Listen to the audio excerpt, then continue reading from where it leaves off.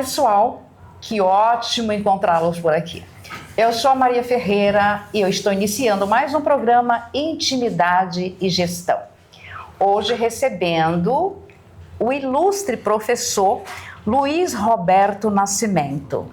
Luiz, que prazer enorme estar aqui com você. Eu não tenho dúvida que hoje eu vou sair daqui mais rica, porque quando você está com alguém que te abastece de conhecimento, você fica um pouco mais rica. Muito obrigada. Muito obrigado pelo convite. Eu quero que você coloque para os nossos internautas quem é o Luiz Roberto Nascimento. Bom, muito obrigado pelo convite. Eu sou filho de um torneiro mecânico e de uma empregada doméstica. Não nego minhas raízes. Nasce a família Nascimento. Nós falávamos agora nos bastidores, né? Então, existe uma necessidade do fortalecimento dessas questõões familiares. Então, ambos já não estão mais desse lado, né? Estão lá mas é sempre importante tratar dessa questão. Ou seja, até porque nós entendemos que não existe tronco, não existe galhos, se não houver raízes. E as raízes é que sustentam. Então, como esquecer das raízes, não? Então, perfeitamente. Então, eu sou um técnico em contabilidade, né? Eu estava dizendo para você, né? Eu fui office boy de contabilista há 62 anos atrás. Eu só sei fazer contabilidade e finanças, né? Então, sorte sua, né? Então, eu sou técnico em contabilidade, fiz graduação em administração, pós-graduação em finanças. O primeiro foi aqui perto, né, na FECAP, aqui no Largo de São Francisco, né, eles não estão mais aqui. O primeiro semestre foi aqui, o segundo semestre lá na Liberdade. Depois eu fiz um outro pós-graduação em Belo Horizonte, então em finanças, né? Então essa é a carreira acadêmica profissional. E quando eu estava fazendo uma pós-graduação lá em Belo Horizonte, eu vi um panfleto da ADESG, Associação Nacional dos Diplomados da Escola Superior de Guerra. Uau! E fiz uma pós-graduação. E você sai de São Paulo e vai para BH em busca dessa qualificação. Então, como eu quebrei, então eu vou falar da carreira profissional depois, okay. Tá? Uhum. Então, mas assim, em Belo Horizonte eu fiz o curso da ADESG, desculpa a indelicadeza. Imagina. Né? Mas o pós-graduação. E aí depois eu fiz um outro pós-graduação, é um curso de pós-graduação, né? Chama-se curso de estudo de políticas e estratégia, para saber como é que o Brasil pode resolver os graves problemas sociais, né? Seja econômicos, sociais, né? Como é que retomada do crescimento e por aí vai, né? Sim, então esta é a minha formação acadêmica. Ou seja, que você inicia aqui e você percebe que pode agregar a tua carreira, então você vai em busca também dessa formação que aumenta o seu leque tanto de possibilidade quanto também de conhecimento nos problemas que o nosso país, né, enfrenta. Exato. Então o que acontece? Agora, indo para a carreira profissional, né? Uhum. Então, eu fiz a carreira profissional e aí, assim, para questão de destaque, né? Eu começo minha carreira, assim como executivo na Cobrasma, de 77 a 80, vou para Minas Gerais de 80 a 93, por isso que eu fiz o curso da ADESG lá em Belo Horizonte. Depois de Belo Horizonte, eu fui trabalhar em Brasília, né? Num grupo empresarial em Brasília, privado, um grupo privado. Foi uma experiência também muito interessante. E aí, juntando a questão familiar, né?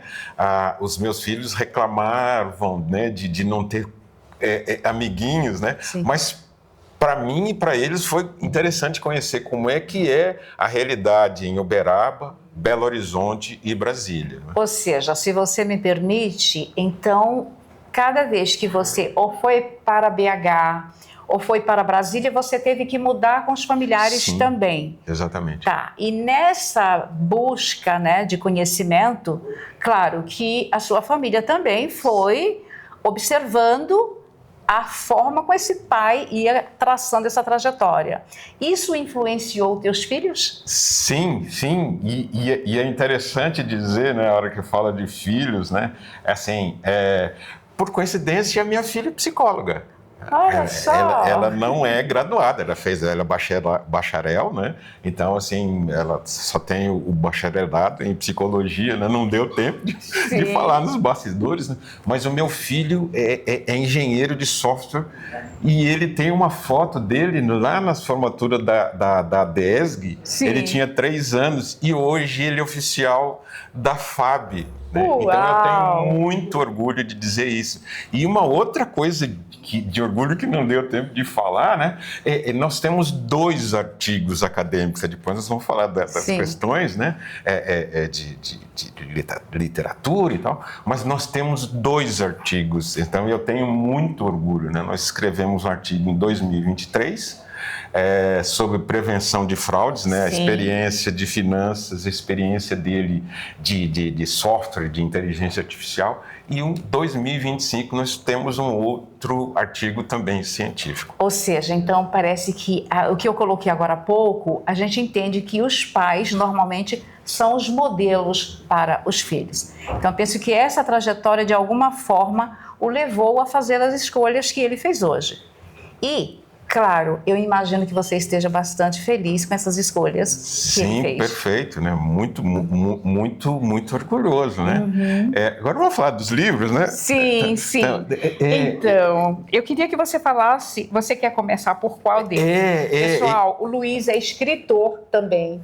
Tem livro belíssimos apresentado tanto aqui no Brasil quanto na Espanha, e ele vai falar um pouco para nós a respeito desses livros. Queria que você falasse pouquinho sobre isso. Esse foi um capítulo que eu escrevi com o meu irmão caçula, né? Nós falamos sobre como é que a questão de gestão empresarial e prevenção de riscos, né? Sim. Isso em Portugal, 1997, né? E depois, em 2019, eu escrevi um livro, né? Que tem 3 capítulos que eu falo de gestão a brasileira, né? Mas aí eu falo dos irmãos aqui, do latinos e, claro, da Espanha, né? Isso aqui de 2019. Ou seja, através dessa trajetória foi te rendendo essa possibilidade de escrever com base no que você foi aplicando no dia a dia, claro. Tópicos de gestão empresarial a convite do Ken de Sakamoto, né? Vocês estão vendo aqui, eu acabei de receber agora, questões, é uma trilogia, né? Porque esse aqui é o 4, porque, como eu estava dizendo, tem um que é fora da trilogia, porque gestão empresarial, um enfoque de empresários executivos negros, né? Ou seja, indispensável na atualidade, né? É importante que tomem conhecimento e que leiam, porque vale ouro que está aqui dentro desse livro. Perfeitamente. E aqui, voltando à questão acadêmica e militar, né? Porque eu sou civil, mas aí eu estudei as questões. Como é que a geopolítica, né, que com o ensinamento, né, tem um ensinamento que fala da tríplice hélice, né, é um conceito, tríplice hélice, que é governo, sociedade e academia. Ou seja, são 3 pilares. Sim. 3 pilares. Para resolver os problemas brasileiros. Então eu levo aqui, em função dos cursos que eu fiz aqui. Esqueci de falar, né? Eu fiz um curso na Escola Superior de Defesa, né? Eu presencialmente, eu tive 2 semanas em Brasília. Justamente na época final de 2022, todo mundo se lembra o que aconteceu, né? Então, assim, tava uma questão complicada, mas eu fiquei internado lá 2 semanas lá, estudando como é que essas questões.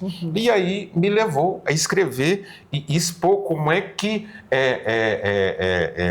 o civil, né, estuda essas questões e ajuda a resolver os problemas brasileiros. Certo. Certo, com essa experiência que você teve de sair da contabilidade e ir migrando para outras áreas, o que você acredita que nesta semana que você ficou lá fazendo os cursos, né, você consegue ver hoje na prática isso acontecendo? Então, que eu costumo dizer é o seguinte, né? Se lembrar bem, né? O Sun Tzu, né? O Sun Tzu escreveu lá 2.500 anos, né? Eu estava vendo ontem, né? Que ele escreve aquela questão, aquela arte da guerra, né? Sim. 500 e poucos anos antes de Cristo. Então, por isso que eu falo, são 2.500 anos atrás, ele já tinha essa questão de o que é estratégia. E aí eu percebo que a estratégia militar vale muito a pena levar para o mundo corporativo, né? Porque estas questões são muito importantes, né? Estes desafios que existem geoeconômicos, né? Geopolíticos, né? Também.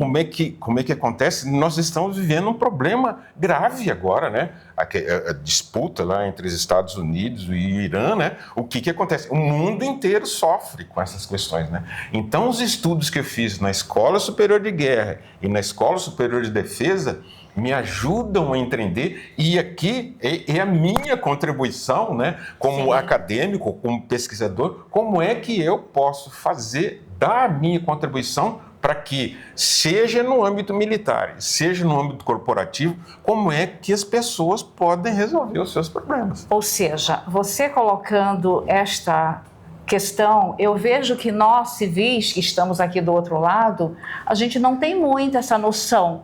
E você está dizendo que você, enquanto civil, você esteve lá, você tem um documento hoje que diz que as pessoas se reúnem para que possam pensar a respeito. Como implantar isso, né, dentro da sociedade de uma forma que a maioria das pessoas tome conhecimento. E lembrando aqui, né, teve um determinado momento que eu estava em Brasília, né, só 5 civis. E de 5, 4 eram professores. E aí, num determinado momento, eu falei, mas por que eu estou aqui? E aí o coordenador disse exatamente isso. Eu estou fazendo isso aqui porque ele disse, vocês, professores, têm que voltar para onde vocês estão e dizer o que nós estamos fazendo, né? Que, assim, o processo de desenvolvimento econômico do Brasil só se dá quando a tríplice hélice funciona adequadamente. Como a senhora mesmo disse, civil tem que contribuir naquilo que Ou seja, não basta sentar, elaborar, passar isso, é preciso multiplicar. E eu penso que enquanto professor, né, você tem hoje esse papel. Você continua atuando como professor? Sim. Então, desde a primeira vez que eu entrei de sala de aula seletista foi em 1986 na FUMEC, em Belo Horizonte. Depois lecionei em 92, 93 em Uberaba, depois 93 na Universidade Católica de Brasília. Depois descobri aqui que eu vim dar aula na FMU, né? Descobri aqui que... E aí nós fizemos uma descoberta. Ele foi professor da FMU e eu fui aluna da FMU. E nós nos encontramos aqui agora. Olha como a vida é maravilhosa. Olha que presente que eu ganhei hoje. Pensando, né, nessa trajetória, hoje, como você vê a questão do professor, né, em sala de aula? Como que é competir com esse aparato tecnológico no dia a dia? Então,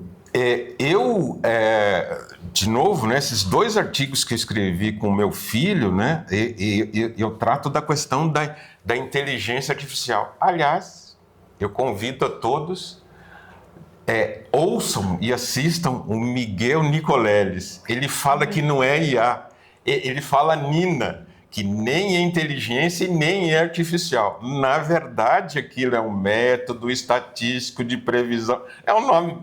Ouçam, eu não vou repetir, mas procurem Miguel Nicoleles. E assim, a inteligência artificial, esse é o nome que todo mundo usa, deve ser um apoio, né? Então, assim, não deve ser o objetivo final. E assim, porque hoje os alunos relegam o processo de ensino-aprendizagem a esta maquininha e deixam de usar o separador de orelha, que o Gustavo pode falar. Ou seja, isso é muito importante que você está colocando, porque nós temos adolescentes, nós temos jovens, tem pessoas que estão aderindo. O nosso bate-papo hoje, Luiz Roberto, foi extremamente importante. Eu espero que nós tenhamos a oportunidade de retomar esse bate-papo, porque os nossos internautas precisam tomar conhecimento de coisas que a gente, de repente, só descobre aqui. Porque nem todo mundo compra os livros, nem todo mundo tem a oportunidade de estar nesse momento como nós estamos aqui. Eu estou encerrando mais um programa Intimidade e Gestão e eu quero que você deixe os seus contatos, as suas redes sociais para os nossos internautas. Então, o Instagram é lroberto2006, né?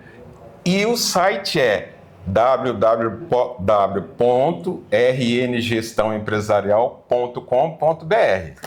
Muito obrigada pela sua presença aqui hoje.